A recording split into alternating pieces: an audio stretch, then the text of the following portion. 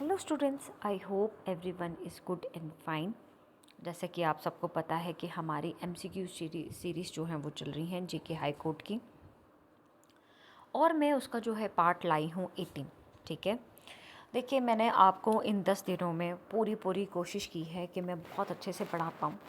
मेरी मेहनत है और आप सबकी मेहनत है कि आप लोग देख रहे हैं, तो इसके लिए बहुत बहुत थैंक यू। आपने क्या करना है, आपने एमसीक्यूज़ को बार बार देखना है, ट्राई करना है, कोशिश कीजिए।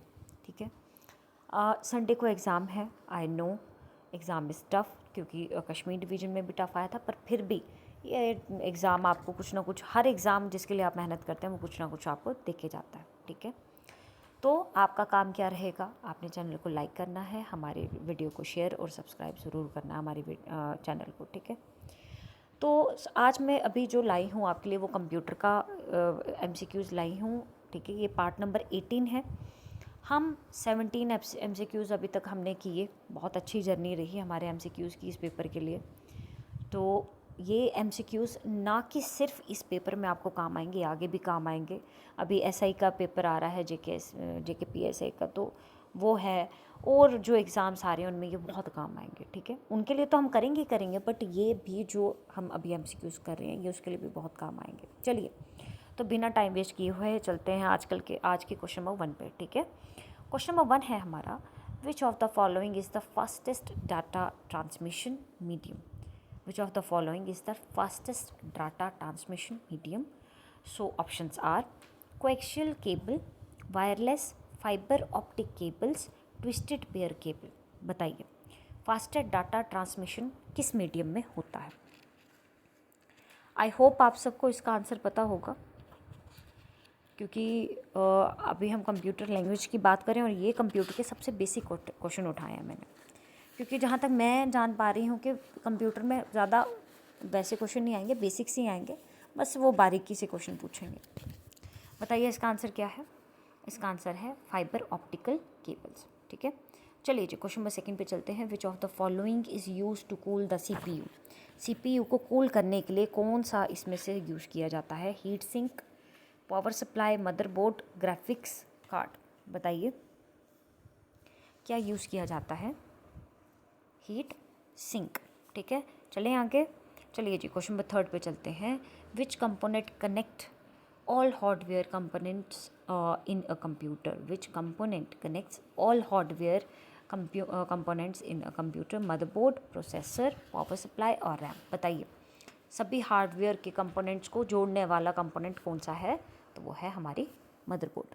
ठीक है, चलिए जी question number 4। What is two factor authentication. What is two factor authentication किसे कहा गया है। ठीक है, using two device to log in, verifying identity into two method, logging in twice और एनक्रिप्टिंग पासवर्ड ट्वाइस। बताइए टू फैक्टर ऑथेंटिकेशन किसे कहा गया है। Verifying identity into two method, verifying identity into two method. चलिए जी क्वेश्चन नंबर 5 पे चलते हैं। What does ISP stand for. Internet service provider, internet system program, internet speed protocol और इंटरनेशनल सिग्नल प्रोवाइडर। बताइए ISP का क्या मतलब है। ISP का मतलब है आपके पास, बताइए क्या है इसका मतलब। इसका मतलब है इंटरनेट सर्विस प्रोवाइडर। ठीक है, क्वेश्चन नंबर 6 पे चलते हैं। Which of the following is not an antivirus software. कौन सा नहीं है, आप वो बताना। ठीक है, नॉर्टन, एवास्ट, माइक्रोसॉफ्ट एज और कैस्पेरस्की। बताइए कौन सा एंटीवायरस सॉफ्टवेयर नहीं है। तो इसमें से माइक्रोसॉफ्ट एज जो है वो एंटीवायरस सॉफ्ट नहीं है, ये एक वेब ब्राउज़र है। ठीक है, चलें क्वेश्चन नंबर 7 पे। चलिए जी, what does DNS stands for. What does DNS stands for. Domain name system, data name system, domain network system, digital network server. बताइए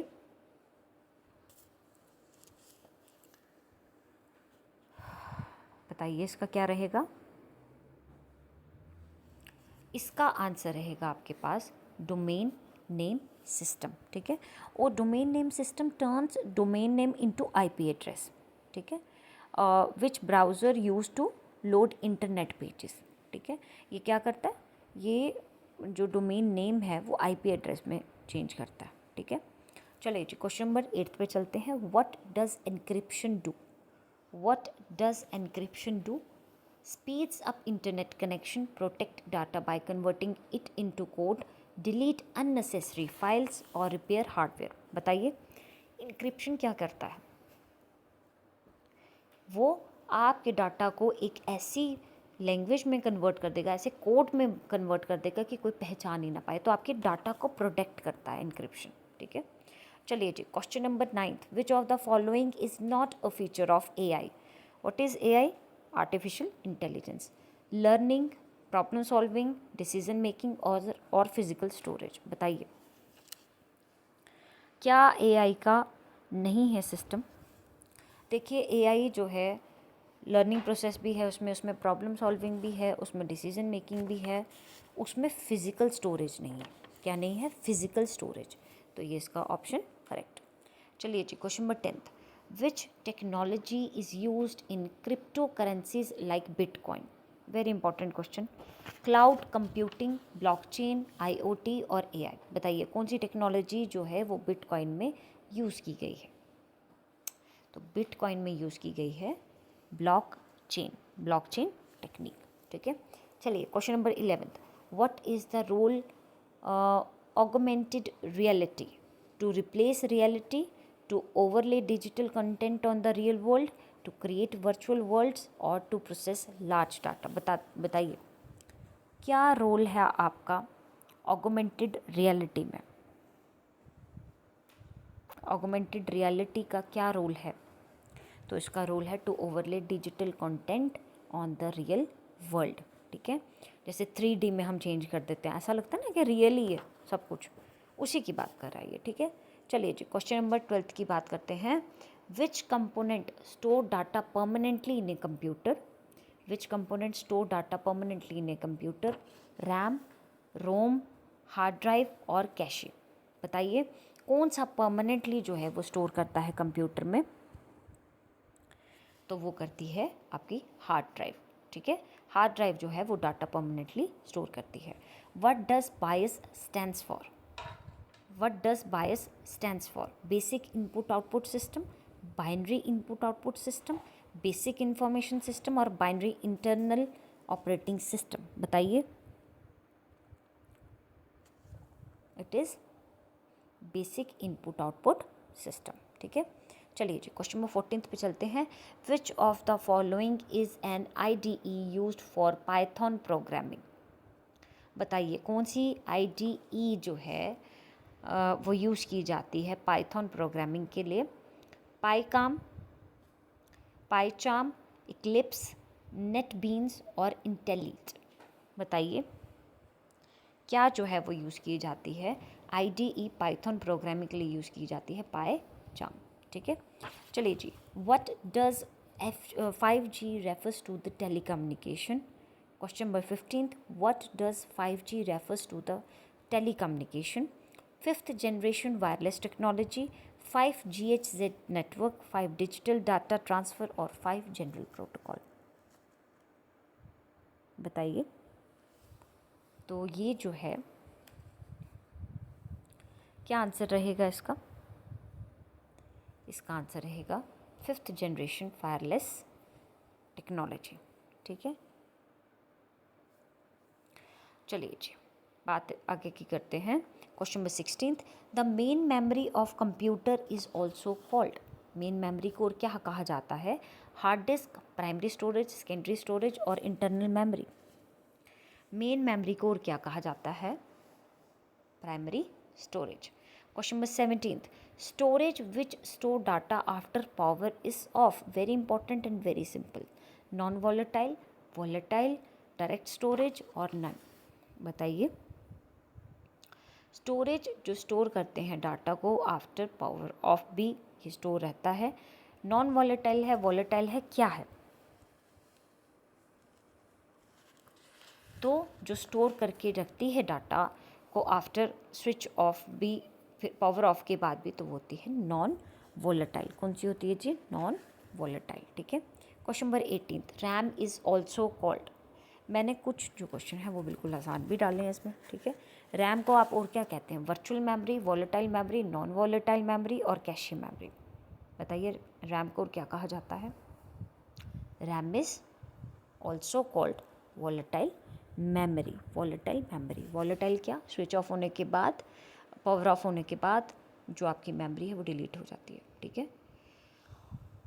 चलिए जी, internal hard disk, question number 19, internal hard disk is removable but not fixed, removable, not fixed या fixed. बताइए इसमें से क्या रहेगा? Internal hard disc जो अंदर है, क्या वो रिमूव हम कर सकते हैं? नहीं, वो जो इंटरनल हार्ड डिस्क है वो फिक्स्ड होती है, ठीक है। Question number 20, in memory 8 bits is equal to 2 bytes, 1 byte, 1 kilobyte और 1 मेगाबाइट। बताइए 8 बिट्स जो हैं वो किसके बराबर होता है? वो आपका 1 बाइट के बराबर होता है, ठीक है। Question number 21, which type of storage device is USB? Primary, auxiliary, tertiary और सेकेंडरी। बताइए यूएसबी जो है वो हमारी secondary type of storage device है। क्या है? Secondary type of storage device, ठीक है। चलिए जी, question number 22, program stored in ROM are called fireware, formware, malware और फर्मवेयर। जो प्रोग्राम स्टोर हैं रोम में उसे हम कहते हैं, क्या कहते हैं? हम उसे कहते हैं फर्मवेयर। क्या कहते हैं? फर्मवेयर, ठीक है। चलिए जी, question number 23, cache memory act between CPU and hardware, RAM and ROM, CPU and RAM और all of this. Cache memory सबसे तेज़ होती है और ये किसके बीच में काम करती है? ये सीपीयू एंड रैम के बीच में काम करती है, इसलिए वो तेज़ होती है, काफ़ी तेज़ होती है, ठीक है। चलिए जी, काफ़ी जल्दी काम करती है। चलिए जी, a half byte is also known as, 1 byte is, अभी बताया था मैंने आपको ऊपर, 1 बाइट किसके बराबर है? 8 बिट्स के बराबर है 1 बाइट। तो हाफ बाइट मतलब उसका क्या मतलब होगा? Is also known as half byte. 4 bytes की बात करिए तो उसे हम निबल कहते हैं, और 8 बाइट अगर होंगी तो क्या बनेगा आपके पास? 8 बिट्स होंगी तो आपके पास बनेगा, ये 8 बिट्स है, थोड़ा सा इसमें कन्फ्यूज हो जाता है। 8 बिट्स को हम कहते हैं 1 बाइट, ठीक है। और यहाँ पर हाफ बाइट जो है उसको क्या कहा जाता है? हाफ बाइट को कहा जाता है निबल। क्या कहा जाता है? निबल, ठीक है। Main memory of computer is called, 25th question, internal memory, यहाँ पे एक्सटर्नल आना था, E X, external memory, both E and B और नन। बताइए 25th क्वेश्चन, मेन मेमोरी को कंप्यूटर की को क्या कहा जाता है? इट इज़ इंटरनल मेमोरी, ठीक है। Question number 26, a computer display after processing the data, computer display dash input, output, process और नन। जब आप प्रोसेस करते तो कंप्यूटर क्या डिस्प्ले करता है आपको? आउटपुट, ठीक है। चलिए जी, question number 27, which function key is use to open the save as dialog box. बताइए F4, F6, F12 और F9 फंक्शन की ये क्या ओपन सेव करती है? Open the save as dialog box. तो वो कौन सी की है आपके पास? F12, ठीक है। Question number 28, which button minimize all the open windows and display the desktop,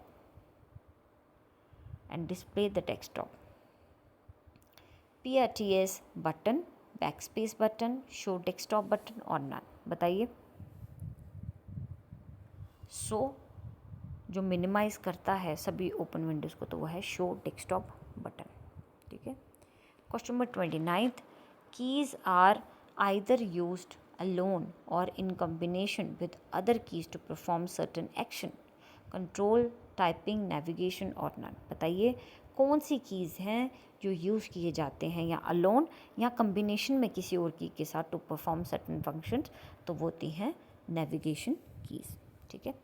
चलिए जी, क्वेश्चन नंबर 30th पे चलते हैं, which among the following shortcut keys is use to add rulers, in the drawing area, Ctrl+C, Ctrl+P, Ctrl+R और Ctrl+V। कौन सी shortcut की है जो यूज़ की जाती है to add rulers in the drawing area? तो इट इज़ Ctrl+R। ठीक है। So students, these are 30 questions. जल्दी से जल्दी कीजिए। आई होप आप सबको हमारी वीडियोस अच्छी लग रही होंगी। ये 18th पार्ट था। कल ज़्यादा से ज़्यादा 1 या 2 पार्ट आ जाएंगे, तो मुझे पूरी उम्मीद है कि आप लोग अपना पेपर बहुत अच्छा करेंगे और संडे को शाम को हम लोग पेपर डिस्कस करेंगे। पूरी हमारी कोशिश रहेगी। तो आपने क्या करना है, आपने अच्छे से मेहनत करो 2 दिन, ठीक है। अपना अच्छे से पेपर जाके दो। हम दोबारा मिलेंगे इसी प्लेटफॉर्म में। फिर दोबारा से जैसे ही संडे को ख़त्म हो जाएगा जब ये एग्ज़ाम, तो दोबारा से किसी और पेपर के साथ, ठीक है। चलिए जी, thank you so much and all the very best students, ठीक है। All the very best for your exam. Thank you.